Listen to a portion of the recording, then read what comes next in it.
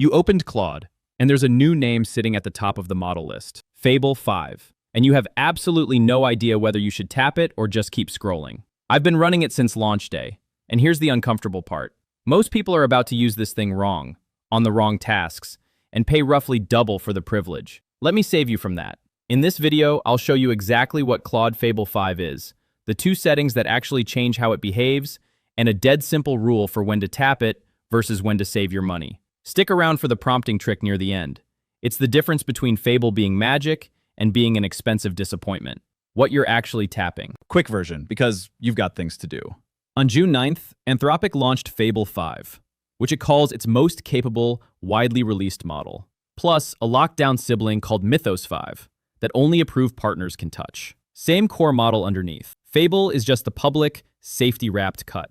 It's bundled into Pro, Max, Team, and Enterprise through June 22nd at no extra charge. And after that, Anthropic plans to put it on usage credits. So right now, it's basically free to try if you're already paying, which means there's no excuse not to test it this week. Tap it on something real and tell me in the comments what you threw at it.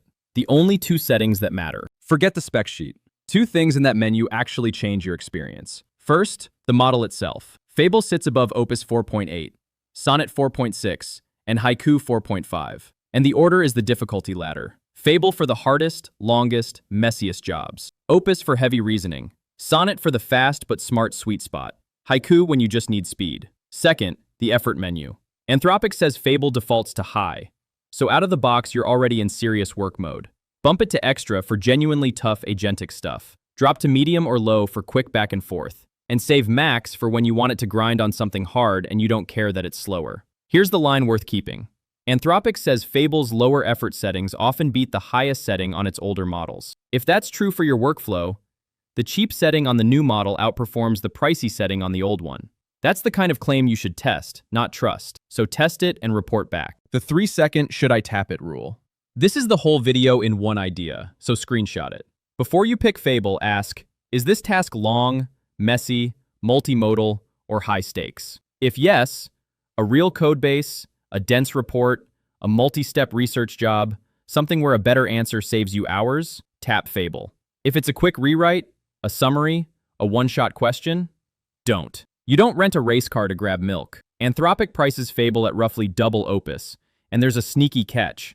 Its tokenizer counts about 30% more tokens for the same text, so the real cost gap is wider than the sticker.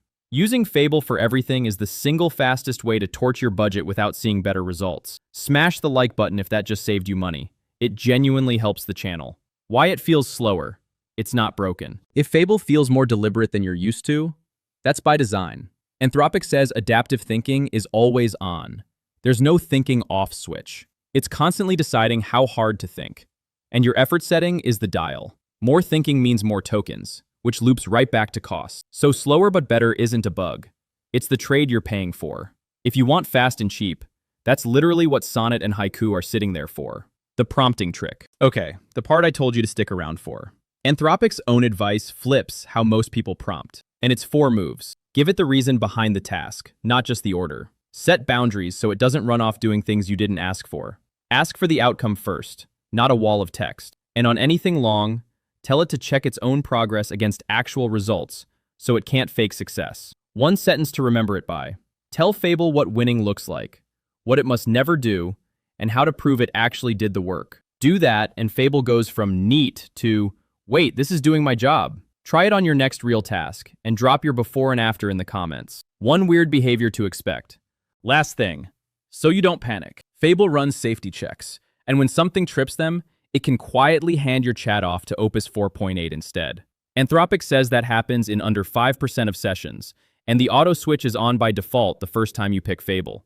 You can manage it in settings, then capabilities. So if you ever notice the model swapped mid-conversation, that's intended, not a glitch. Worth knowing before it surprises you. Verdict. Bottom line. Fable 5 is a frontier-grade tool with frontier-grade pricing, and most of its biggest performance claims are still Anthropic's own numbers waiting on independent proof. So tap it for the hard stuff, keep Sonnet and Opus for the daily grind, and use that 3-second rule every single time. Next up, I'm putting Fable head-to-head against Opus 4.8 on identical prompts with the costs on screen, so you can see exactly when the upgrade is worth it. Subscribe so you catch it, and tell me which task to run first.